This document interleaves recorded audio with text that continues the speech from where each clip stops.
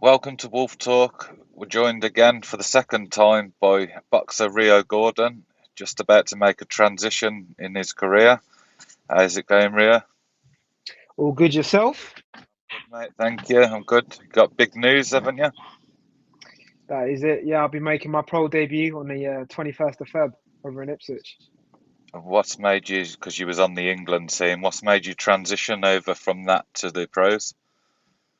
So I was always going to turn pro. I think if you remember from the last interview, I said to you, the plan is always to turn pro. It's just when's the right time.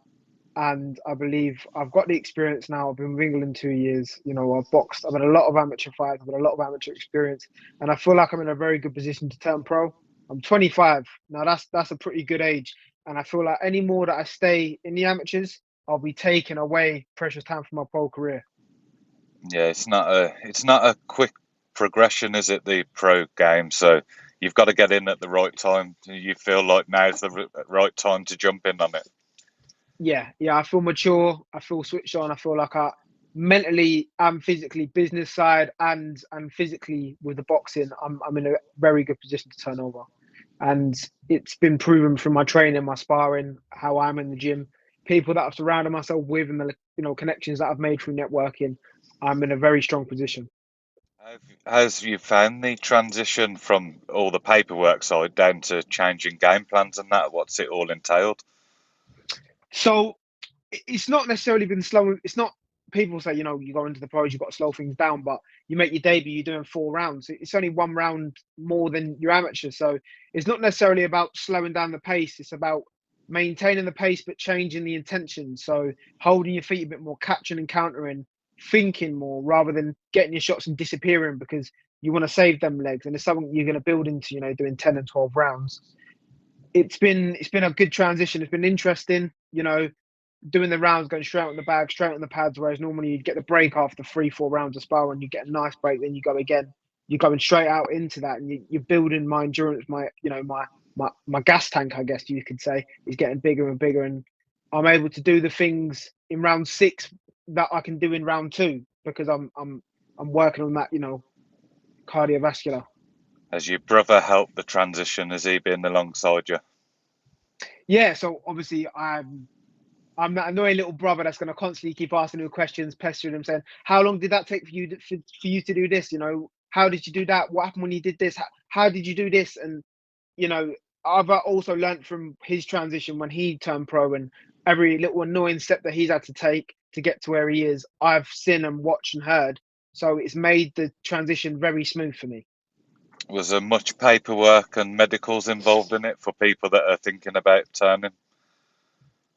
I don't think so. Nah. I mean, I'm with a very great setup. I've signed my management to Martin Bowers, and he slimlines the process very well. He's got great people around him that help me out with process and everything and get my medical sorted. Now, if you're on your own, I can't imagine what that is like because trying to do it all on your own would probably be quite painful. But where I'm in with a great stable, they've got great people around them that do a great job making it easy for me, so I can stick to the boxing and focus on what's important. And you say you've got a fight lined up. Yep. 21st of Feb, yeah, I'll be making my debut on the Ipswich show. And do you know much about your opponent for that?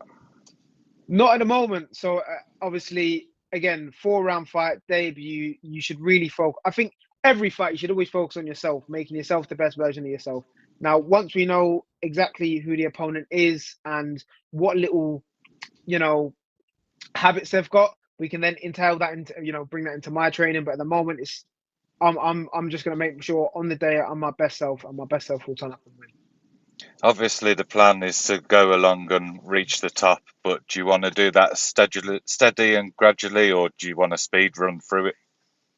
Nah, I don't plan to speed run anything. I think, getting ahead of yourself is going to be your own demise. I'm a very slow and patient man. And that's why I've stayed in the amateur so long because I wanted to get every ounce of experience I could until I knew I was absolutely ready to take the next step. Now, I'm not overly cautious. I do like to take risks, but at the moment where I stand, this year is about cementing my name, getting people, getting my name out there, getting the exposure. It's not about big fights. I'm not looking for titles this year. I'm looking to really get the experience, go get the rounds in, and get some highlights, get some good clips. Because some people think like once you've had such a good amateur career and been on that England scene and that, they're under the impression you get to like leapfrog the first fights of the pro fights and go straight in for big fights, and it's not. Some do, some can. I mean, I don't plan to, but there are people that can do that. There are some potential boys that have been able to jump over, but it's unlikely. And sometimes you get found out. I mean, we've seen that recently with some fights that have happened. Boys that try and take too big a jump or don't prepare themselves enough from previous experience fight doing the rounds, and they get found out. And I don't want to get found out.